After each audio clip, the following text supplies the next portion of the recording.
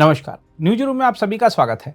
आपने अक्सर देखा होगा कि जन सेवा के लिए अस्पताल बनाने की बात कहते हुए उद्योग घराने सरकार से बहुत सस्ती दरों पर बेशकीमती जमीन ले लेते हैं और फिर उस जमीन पर बने अस्पताल में एक तरह से सिर्फ अमीरों का ही इलाज होता है, क्योंकि गरीब के पास उस अस्पताल की फीस चुकाने की हिम्मत ही नहीं होती।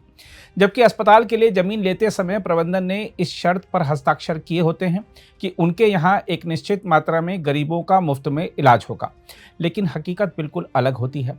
आप किसी भी निजी अस्पताल के बाहर या अंदर जाकर पता कर लीजिए, शायद ही किसी गरीब को मुफ्त में इलाज मिला होगा।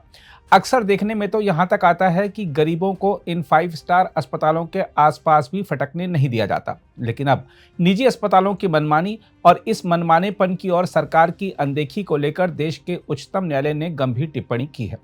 दिल्ली के मशहूर अपोलो अस्पताल मामले में उच्चतम न्यायालय ने कहा है कि यदि गरीब लोगों का इंद्रप्रस्थ अपोलो अस्पताल में मुफ्त इलाज उपलब्ध नहीं किया जाएगा तो वह अखिल भारतीय आयुर्विज्ञान संस्थान यानी एम्स को इसे अपने नियंत्रण में लेने को कहेगा।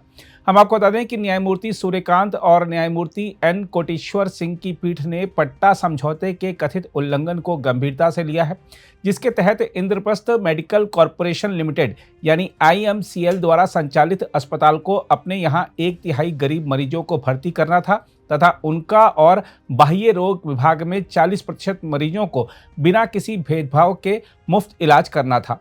पीठ ने कहा, अगर हमें पता चला कि गरीब लोगों को मुफ्त इलाज नहीं दिया जा रहा है तो हम अस्पताल को एम्स को सौंप देंगे।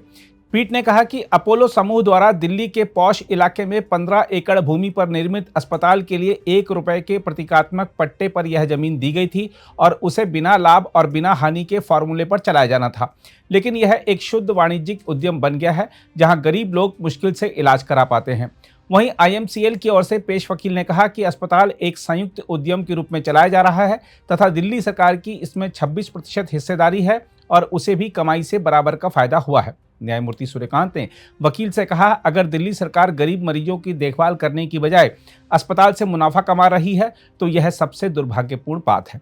पीठ ने कहा कि अस्पताल को 30 साल के लिए पट्टे पर जमीन दी गई थी और इस पट्टे की अवधि 2023 में समाप्त होनी थी। उच्चतम न्यायालय ने केंद्र और दिल्ली सरकार से यह पता लगाने को कहा है कि इसका पट्टा समझौता नवीनीकृत किया गया है या नहीं। हम आपको बता दें कि शीर्ष अदालत IMCL की एक याचिका पर सुनवाई कर रही थी जिसमें दिल्ली उच्च न्यायालय के 22 सितंबर 2009 के आदेश को चुनौती दी गई थी।